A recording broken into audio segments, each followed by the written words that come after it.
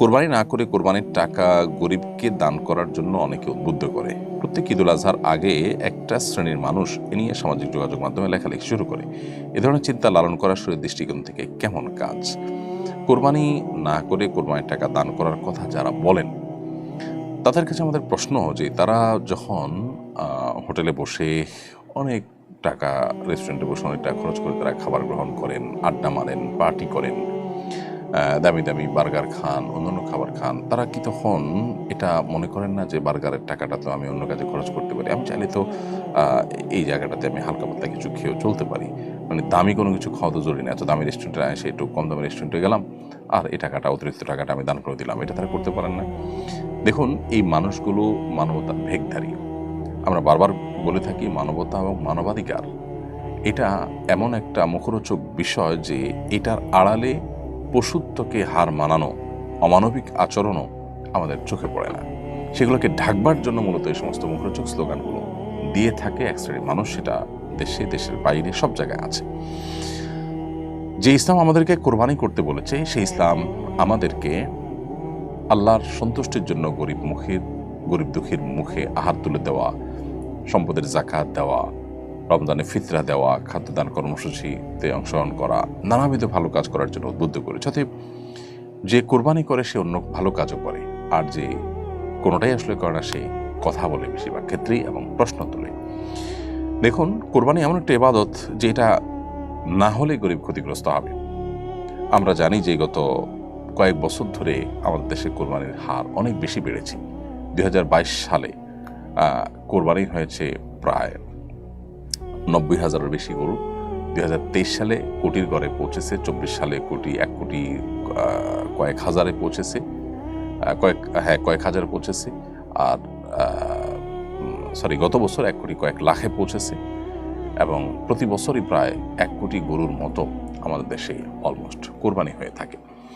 এই যে গরু ছাগল মিলিয়ে 1 কোটির মতো কোরবানি হয়ে থাকে। এই যে কোরবানি হয়ে থাকে, ডয়েচে ভেলের রিপোর্ট বলছে যে 1 লক্ষ কোটি টাকার আদান প্রদান এবং লেনদেন হয়ে থাকে কোরবানির এই মৌসুমে, যেটা জাতীয় অর্থনীতির জন্য বিরাট বড় একটা মাইলফলক এবং অনেক বড় একটা অর্জন এবং অ্যাচিভমেন্ট। এবং এর সাথে কৃষকদের, গ্রামের গরিব অসহায় মানুষদের, অনেক বিধবাদের স্বার্থ জড়িয়ে আছে।